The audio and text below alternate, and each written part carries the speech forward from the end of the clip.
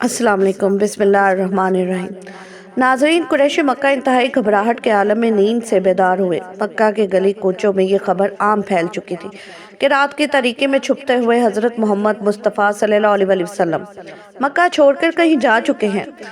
सरदार कुरैश ने पहले तो इसको सच नहीं माना। वो नबी करीम सल्लल्लाहु अलैहि वसल्लम को बनो हाशिम के घरों में तलाश करने लगे और आपके साथियों के घरों में तलाश करते हुए हजरत अबू बकर सिद्दीक रज़ी अल्लाह अन्हु के घर जा पहुंचे। दस्तक दी तो अमीरुल मोमिनीन हजरत अबू बकर सिद्दीक रज़ी अल्लाह अन्हु की साहबजादी हजरत अस्मा रज़ी अल्लाह अन्हु घर से बाहर निकली। अबू जहल ने कड़क कर पूछा, लड़की तेरा बाप किधर है? चनाचा हजरत अस्मा रज़ी अल्लाह अन्हु ने कहा, मैं नहीं जानती कि अब्बू कहाँ है। ये सुनकर जालिम अबू जहल ने इसके मुंह पर इतनी जोर से थप्पड़ मारा कि इनके कान की बाली टूटकर दूर जा गिरी। जब सरदार कुरैश को इस बात का यकीन हो गया कि हज़रत मोहम्मद मुस्तफ़ा सल्लल्लाहु अलैहि वसल्लम मक्का को छोड़ गए हैं तो वो बहुत गज़बनाक हुए। उन्होंने खोजियों को अपने साथ लिया और आप सल्लल्लाहु अलैहि वसल्लम की तलाश में निकल पड़े। जब तलाश करते करते वो गारे सोर पहुंचे तो खोजियों ने कहा, खुदा की कसम, आपके मतलूब शख्स का खुदा इससे आगे नहीं जाता। वो अपने अंदाजे में गलत ना थे। हकीकत यही थी जिसका उन्होंने कुरैश के सामने इजहार किया था। हज़रत मोहम्मद मुस्तफ़ा सल्लल्लाहु अलैहि वसल्लम और आपके साथी हज़रत अबू बकर सिद्दीक रज़ी अल्लाह अन्हु इस गार में थे। कुरैश गार पर खड़े थे। हज़रत अबू बकर सिद्दीक रज़ी अल्लाह अन्हु खुद गार के बाहर कौम के कदमों की हरकत देखी तो आंखों से बेख्तियार आंसू छलक पड़े।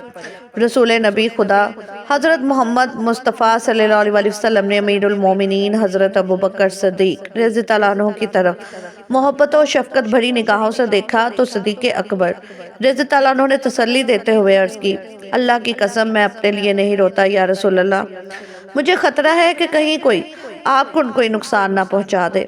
रसूल अल्लाह सल्लल्लाहु अलैहि वसल्लम ने बड़े इत्मीनान से जवाब दिया, ए अबू बकर सिद्दीक, घबराइए नहीं, अल्लाह हमारे साथ है।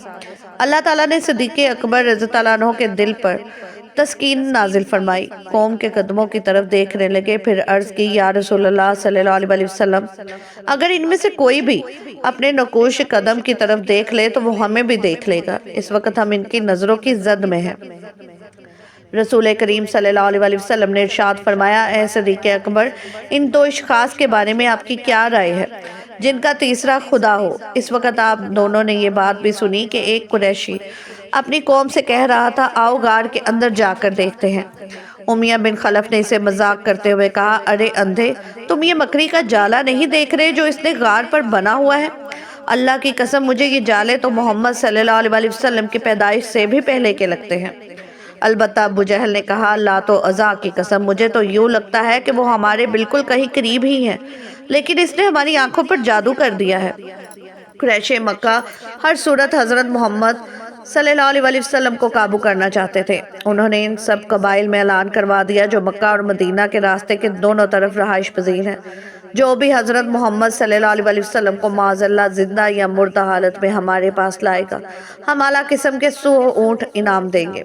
सराका बिन मालिक मक्का के करीब एक मजलिस में बैठा हुआ था। इसके पास कुरैश मक्का का एक कासिद आया और इन्हें कुरैश की जानिब से भारी इनाम की इतला दी। सराका बिन मालिक ने जब इनाम में 100 ऊँट मिलने का सुना तो इसके मुंह में पानी आ गया और लालच ने दिल को जगर लिया, लेकिन इसने अपने ऊपर बहुत जब्त किया। एक बात भी अपने मुंह से न निकाली कि कहीं भारी इनाम का सुनकर दूसरों के दिलों में कहीं लालच ना आ जाए। सराका अभी मजलिस से उठने ही वाला था कि एक शख्स ने आकर इतला दी, अभी अभी मेरे पास से 3 आदमी गुजरे हैं। मेरे ख्याल में इनमें से एक मोहम्मद सल्लल्लाहु अलैहि वसल्लम, दूसरे अबू बकर सिद्दीक रज़ी अल्लाह अन्हु और तीसरा इनको रास्ता दिखलाने वाला है। चनाचा सराका बिन मालिक ने इसकी बात सुनकर कहा, वो तो फलां कबीले के लोग हैं जो अपनी गुमशुदा ऊँटनी तलाश कर रहे हैं। इस शख्स ने कहा, शायद ऐसा ही हो। सराका बिन मालिक थोड़ी देर मजलिस में बैठा रहा। मजलिस वाले जब किसी दूसरी बात में मसरूफ हो गए तो सराका बिन मालिक चुपके से वहां से भाग गया ताकि अहले मजलिस में से किसी को पता ना चले। वो सीधा अपने घर पहुंचा। बांदी से मेरी घोड़ी तैयार करके लोगों से छुपाते हुए मक्का से बाहर ले आए और अपने गुलाम को हुक्म दिया कि वो हथियार लेकर घरों के पीछे इस तरह निकले कि कोई इसको देख ना ले और मिथार घोड़ी के पास रखे जाए। सराका ने अपनी درا پہنی، ہتھیار گلے میں لٹکائے، گھوڑی پر زین باندھی اور سوار ہو کر دوڑ نکلا تاکہ وہ سب سے پہلے محمد مصطفیٰ صلی اللہ علیہ وسلم کو پکڑنے میں کامیاب ہو سکے اور اس طرح وہ قریش کے انعام کا مستحق بن سکے۔ سراقہ بن مالک اپنی قوم کے چند ممتاز شاہ سواروں میں سے ایک تھا۔ دراز قد، گندھے جسم، ماہر کھوجی اور راستے کی تکالیف پر صبر کرنے والا تھا، اور ان صفات کے ساتھ ساتھ وہ ایک عقل مند شاعر تھا اور اس کی گھوڑی بھی بڑی طویل تھی۔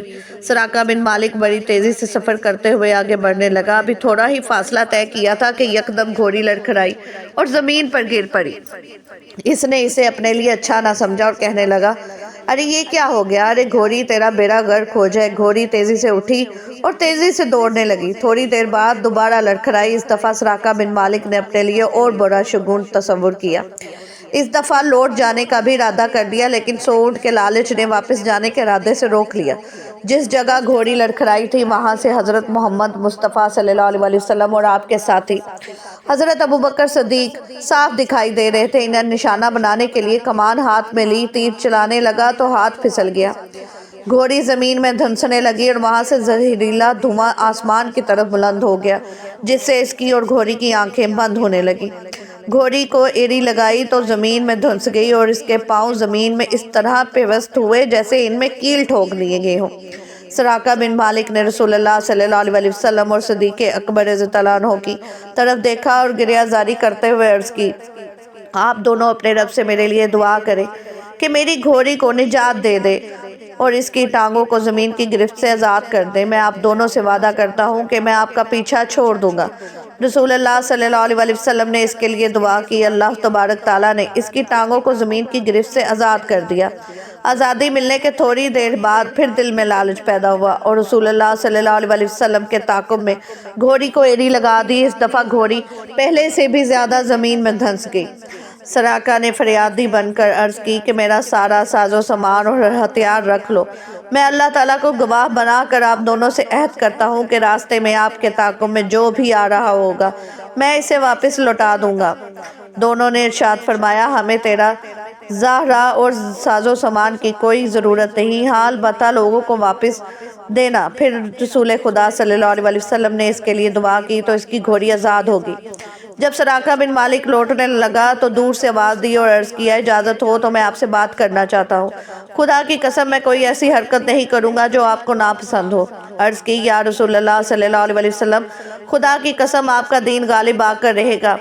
آپ صلی اللہ علیہ وسلم مجھ سے وعدہ کریں کہ جب میں آپ کی ریاست میں آؤں تو آپ میری عزت کریں گے اور مجھے یہ وعدہ لکھ دیں۔ رسول اللہ صلی اللہ علیہ وسلم نے حضرت ابوبکر صدیق رضی اللہ عنہ کو حکم دیا۔ انہوں نے ایک ہڈی پر یہ عہد لکھ کر ان کے حوالے کر دیا۔ جب وہ واپس لوٹنے لگا تو نبی کریم صلی اللہ علیہ وسلم نے ارشاد فرمایا، اے سراقہ بن مالک، جب تم کسرا کے کنگن پہنو گے تو تمہیں کیسا لگے گا؟ سراقہ بن مالک نے حیران ہو کر پوچھا، کسرا کے کنگن؟ آپ صلی اللہ علیہ وسلم نے ارشاد فرمایا، ہاں، کسرا کے کنگن۔ سراقہ واپس لوٹا۔ راستے میں سے کچھ لوگ ملے جو رسول خدا صلی اللہ علیہ وسلم کو تلاش کر رہے تھے۔ سراقہ بن مالک نے کہا، لوگوں واپس اپنے گھر کو چلے جاؤ، میں نے زمین کا چپا چپا چھان مارا ہے۔ پاؤں کے نقوش کے بارے میں تم میری مہارت کو بھی جانتے ہو، مجھے ان کا کہیں کھوج نہیں ملا۔ تم اپنا وقت ضائع مت کرو، میری بات مانو، واپس چلے جاؤ۔ رسول اللہ صلی اللہ علیہ وسلم اور صدیق اکبر رضی اللہ عنہ کے ساتھ ہونے والی گفتگو اور اپنے ساتھ پیش آنے والے واقعے کو دل میں چھپائے رکھا، یہاں تک کہ اس کو یقین ہو گیا کہ اب دونوں مدینے پہنچ چکے ہوں گے اور قریشی دشمنوں کی رسائی سے باہر ہیں۔ تو سراقہ بن مالک نے یہ راز فاش کر دیا۔ جب ابو جہل کو نبی کریم صلی اللہ علیہ وسلم کے ساتھ ملاقات اور عہد و پیمان کا پتہ چلا تو اسے بزدلی، ذلت، کمینگی اور سنہری موقع ضائع کرنے کا طعنہ دیا۔ سراقہ بن مالک نے ابو جہل کی ملامت کا جواب اشعار میں دیا، جن کا مفہوم یہ ہے، ابو جہل، خدا کی قسم جب میری گھوڑی کی ٹانگیں زمین میں دھسی تھی تو اگر اس حالت میں دیکھ لیتا تو تمہیں یقین ہو جاتا اور اس میں کوئی شک نہ رہتا کہ محمد صلی اللہ علیہ وسلم سچے رسول ہیں، بھلا ان کا کون مقابلہ کر سکتا ہے۔ حالات نے پلٹا کھایا اور گردش ایام نے یہ موقع فراہم بھی کر دیا۔ وہ محمد صلی اللہ علیہ وسلم جو رات کی تاریکی میں اپنے دشمنوں سے چھپتے ہوئے نہایت قسم پرسی کے عالم میں مکہ سے نکلے تھے، آج شاہانہ انداز کے ساتھ ہزاروں سفید تلواروں اور نیزوں کے جلوں میں سردار اور فاتح کی حیثیت میں مکہ میں داخل ہوئے۔ وہ سرداران قریش جنہوں نے تکبر و نخوت کے ساتھ عرب میں شور مچا رکھا تھا، آج رسول خدا کی خدمت میں نہایت عاجزی اور انکساری کے ساتھ جان بخشی کی بھیک مانگتے ہوئے عرض پرداز تھے۔ حضور صلی اللہ علیہ وسلم آپ کے اخلاق حسنہ کے پیش نظر امید ہے کہ آج آپ ہم سے اچھا برتاؤ کریں گے۔ نبی کریم صلی اللہ علیہ وسلم آپ ہم سے اچھا برتاؤ کریں گے۔ نبی نے فیاضی برتتے ہوئے ارشاد فرماتے ہوئے کہا، جاؤ تم آزاد ہو۔ سراقہ بن مالک نے اپنی سواری تیار کی اور رسول اکرم صلی اللہ علیہ وسلم کی خدمت اقدس میں حاضر ہوا تاکہ آپ کے سامنے مسلمان ہونے کا اعلان کرے اور 10 سال پہلے جو تحریری پروانہ اس کے پاس موجود تھا وہ پیش کر کے امان حاصل کرے۔ سراقہ بن مالک کہتے ہیں، میں نبی کریم صلی اللہ علیہ وسلم کی خدمت میں حاضر ہوا تو آپ صلی اللہ علیہ وسلم اس وقت ایک انصاری لشکر کے جھرمٹ پہ تشریف فرما تھے۔ مجھے دیکھ کر انصاری اپنے نیزوں سے کچوکے لگانے لگے اور کہنے لگے، دور ہٹ جاؤ، تم یہاں کیا لینے آئے ہو؟ میں صفوں کو چیرتا ہوا رسول اقدس صلی اللہ علیہ وسلم کے پاس پہنچنے میں کامیاب ہو گیا۔ آپ صلی اللہ علیہ وسلم اپنی اونٹنی پر سوار تھے۔ میں نے تحریری پروانہ دکھاتے ہوئے عرض کی، یا رسول اللہ صلی اللہ علیہ وسلم، میں سراقہ بن مالک ہوں، یہ آپ کا میرے ساتھ تحریری معاہدہ ہے۔ رسول خدا صلی اللہ علیہ وسلم نے ارشاد فرمایا، سراقہ بن مالک، تم میرے پاس آ جاؤ، آج عہد و پیمان کے ایفا کا دن ہے۔ میں آگے بڑھا اور آپ صلی اللہ علیہ وسلم کے سامنے اپنے مسلمان ہونے کا اعلان کر دیا اور آپ صلی اللہ علیہ وسلم کے حسن و جمال سے بہت زیادہ متاثر ہوا۔ سراقہ بن مالک رضی اللہ عنہ کی رسول اللہ صلی اللہ علیہ وسلم سے ملاقات کو ابھی چند ماہ ہی گزرے تھے کہ اللہ تبارک تعالیٰ نے نبی کریم صلی اللہ علیہ وسلم کو اپنے پاس بلا لیا۔ آپ صلی اللہ علیہ وسلم کے وصال سے سراقہ بن مالک رضی اللہ عنہ غم سے نڈھال ہو گئے اور وہ منظر ان کی آنکھوں کے سامنے گھوم گیا جب وہ 100 اونٹ کے لالچ میں حضور نبی کریم صلی اللہ علیہ وسلم کو نعوذ باللہ قتل کرنے کا ارادہ لے کر تعاقب میں نکلے تھے۔ آج دنیا بھر کی عمدہ اونٹنیاں رسول اللہ صلی اللہ علیہ وسلم کے ناخن کے ایک ذرے برابر بھی حیثیت نہیں رکھتی اور اپنے بارے میں رسول اللہ صلی اللہ علیہ وسلم کا یہ جملہ بار بار دہرانے لگے، سراقہ، تم جب شاہ ایران کے کنگن پہنو گے تو تمہیں کیسا لگے گا؟ اب انہیں یقین ہو گیا تھا کہ شاہ ایران کے کنگن یہ ضرور پہنیں گے۔ وقت تیزی سے گزرتا گیا، یہاں تک کہ امیر المومنین حضرت عمر بن خطاب فاروق رضی اللہ عنہ کا دور خلافت آیا۔ مسلمان ان کے دور حکومت میں ایران کی طرف تیز ہوا کے جھونکے کی طرح لپکے، قلعوں کو فتح کرتے، لشکروں کو شکست فاش دیتے، شاہی تختوں کو پامال کرتے اور مال غنیمت سمیٹتے ہوئے مسلسل آگے بڑھتے چلے گئے، یہاں تک کہ پورا ایران فتح کر لیا۔ ایک روز سپہ سالار لشکر حضرت سعد بن نبی وقاص رضی اللہ عنہ کے قاصد ایران فتح کی خوشخبری لے کر حضرت فاروق اعظم کی خدمت میں حاضر ہوئے۔ ان کے ساتھ بیت المال کے لیے غنیمت کا 5واں حصہ بھی تھا جو ایران کے مجاہدین اسلام کے ہاتھ لگا تھا۔ جب مال غنیمت حضرت عمر بن خطاب کے سامنے رکھا گیا، آپ یہ دیکھ کر حیران رہ گئے کہ اس میں شاہ ایران کا وہ تاج بھی موجود تھا جس میں قیمتی موتی جڑے ہوئے تھے، شاہ ایران کا وہ لباس بھی موجود تھا جو سونے کی تاروں سے بنا ہوا تھا، اور وہ قیمتی پیٹی بھی تھی جس پر لال و جواہر جڑے ہوئے تھے۔ سونے کے 2 کنگن بھی مال غنیمت میں موجود تھے، اس جیسے خوبصورت کنگن پہلے کبھی نہیں دیکھے تھے۔ اس کے علاوہ شمار نفیس دیدہ زیب اشیاء مال غنیمت میں موجود تھی۔ امیر المومنین حضرت عمر بن خطاب اس بیشے بہا خزانے کو اپنی چھری سے الٹ پلٹ کر دیکھ رہے تھے اور آپ نے حاضرین کی طرف دیکھتے ہوئے کہا، جو لوگ یہ مال غنیمت لے کر آئے ہیں بلا شبہ سب کے سب امین ہیں۔ حضرت علی اکرم رضی اللہ عنہ آئے، بلا شبہ سب کے سب امین ہیں۔ امیر المومنین حضرت علی رضی اللہ عنہ بھی وہاں موجود تھے۔ کہنے لگے، امیر المومنین، آپ پاک دامن رہیں تو آپ کی رعیت میں پاک دامنی رہی، اگر آپ مال غنیمت کھاتے تو آج یہ حرب کر جاتے۔ اس موقع پر فاروق اعظم رضی اللہ عنہ نے سراقہ بن مالک کو اپنے پاس بلایا، شاہ ایران کا لباس انہیں پہنایا، کمر پر پیٹی باندھی، سر پر تاج رکھا اور ہاتھوں میں کنگن پہنائے۔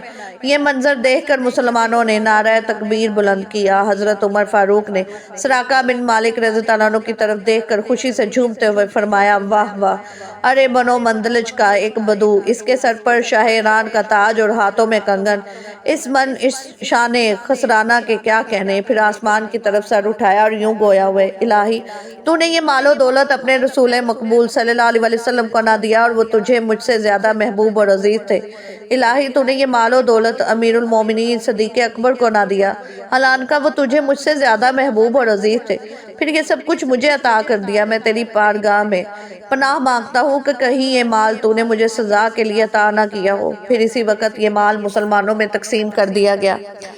اللہ رب العالمین ہمیں بہتر عمل کرنے کی توفیق عطا فرمائے اور ہمارا خاتمہ بالخیر فرمائے، آمین ثم آمین۔ ناظرین، کمنٹ باکس میں اللہ تعالیٰ کے 99 ناموں میں سے ایک نام ضرور ٹائپ کیجیے گا۔ شکریہ، اللہ حافظ۔